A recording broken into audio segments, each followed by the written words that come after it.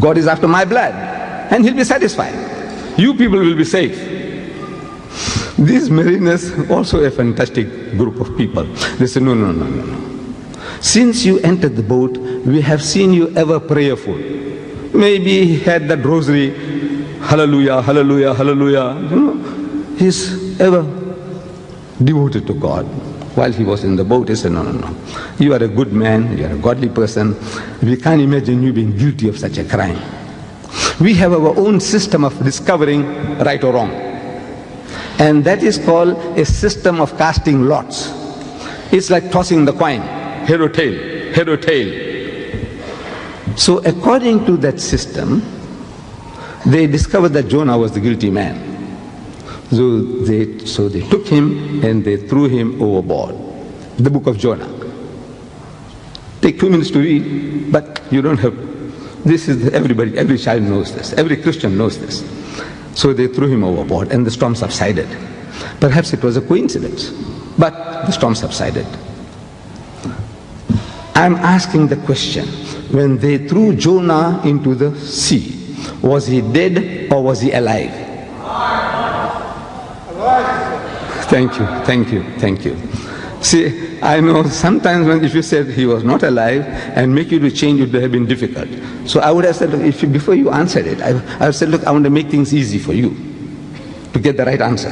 Because once you get the wrong answer, I have to move heaven and earth to make you to change the position. You know, to convince you that you were wrong.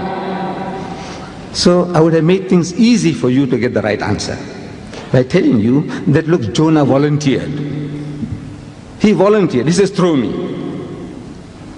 And a man who volunteers, you don't have to strangle him before throwing. You don't have to break his arm or limb before throwing. No, the man volunteers, he says, throw me.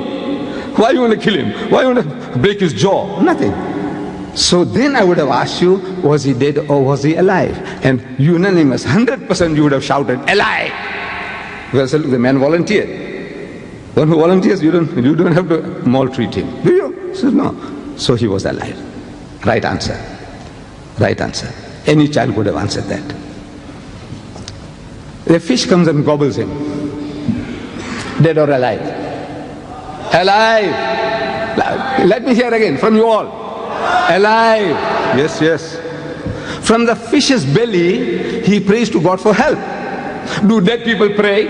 Do dead people plead with God? Do they? No. So what was he? Dead or alive? Alive.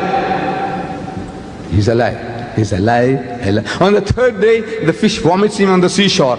Dead or alive? Alive. And it is the mightiest miracle in the whole Bible. This is the mightiest miracle of all in the Bible. This is a miracle 3 times over. You see, when you throw a man into a raging sea, he ought to drown. He had to die. If he died, it's not a miracle.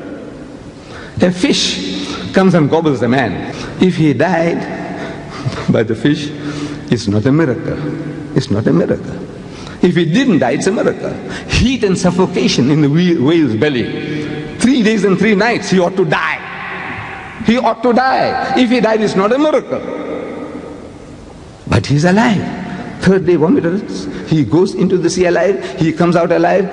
Nowhere does he say he died in between and he was resurrected. Nowhere that he died and was resurrected. He's alive, alive, alive, alive. And what did Jesus say? He said, for as Jonah was, so shall the Son of Man be. The miracle of Jonah is that he's alive 3 times over. When we expect him to be dead. When we expect the man to be dead, he's alive, he's alive, he's alive. Jesus, he said, my miracle is the miracle of Jonah. Now, I'm asking the Christians, that Jonah was alive for 3 days and 3 nights in the whale's belly. Everybody's agreed. And I'm asking the Christian that Jesus, for the same period of time, was he dead or was he alive? According to your church.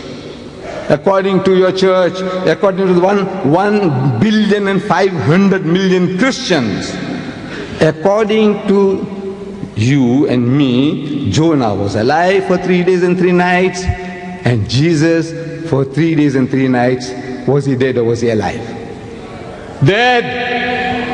He was dead for 3 days and 3 nights. I am asking the Englishman, please, sir, tell me in your language, Jonah is alive, Jesus is dead. Is that like Jonah or unlike Jonah in your language? Unlike Jonah. Thank you. Thank you, my brother. No, thank you. No, thank you, my brother.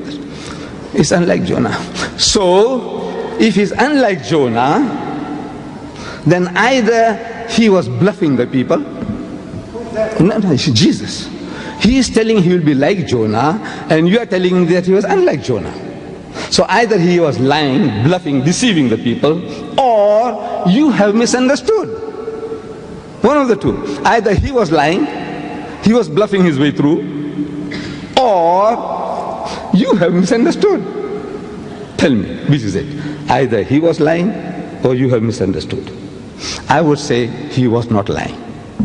I can't believe that this mighty messenger of God, Jesus Christ, who occupies such a high position in the house of Islam, that he is one of the mightiest messengers of God, we believe.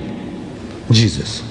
We believe in his miraculous birth, which many modern day Christians, including the bishops of the Anglican Church, they don't believe today, but we believe that Jesus Christ was born without a human father. Miracle of God's creation. We believe. We believe that he was the Messiah, translated Christ. We believe he gave life back to the dead, bi-iznillah, by Allah's permission. And he healed those born blind and the lepers by Allah's permission. Can't you see? This is our attitude towards this mighty messenger of God.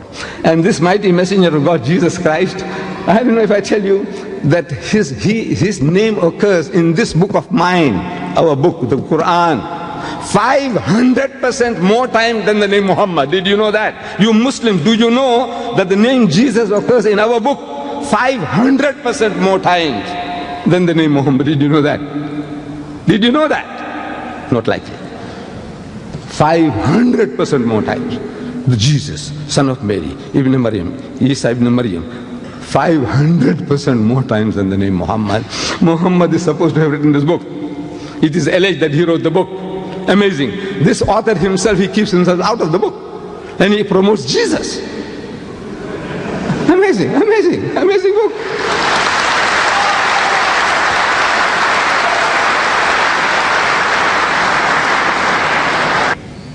Now, the clever Christian tells us that, you see, this miracle of Jonah, Jesus wasn't talking about dead or alive. He was talking about the time factor. Look, listen. Jesus says, for as Jonah was 3 days and 3 nights in the belly of the whale, so shall the Son of Man be 3 days and 3 nights in the belly of the earth. He uses the word 3, 4 times to emphasize is the time. This is the important thing, the miracle. I said, what is miraculous about the time factor? The miracle is when you expect a person to die and if he doesn't die, that's a miracle. Time, whether you're in prison for 3 days or 3 weeks or 3 months and you come out alive, so what? That's not a miracle. The miracle is when you expect a man to be dead and he's alive. That's a miracle. But he said, no. Drowning man clutches at straws. And drowning women also do the same.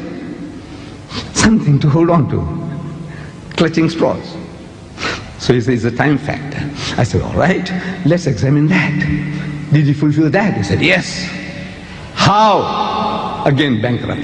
I'm telling you, I'm talking from experience. Therefore, I'm talking, I said, come, let's have a dialogue. Your bishops and popes, His Holiness the Pope, I said, let's have a dialogue. It's a long story. It's another story, another lecture about dialogue between me and the Pope. It's another story. But I said, come, let's talk now. Your bishops and your archbishops, come talk. Talk to me. Argue and debate with me. Let the people listen and let them make up their minds where truth lies. So it's the time factor. So I'm asking, when was he crucified? Good Friday. Good Friday. It's a Friday.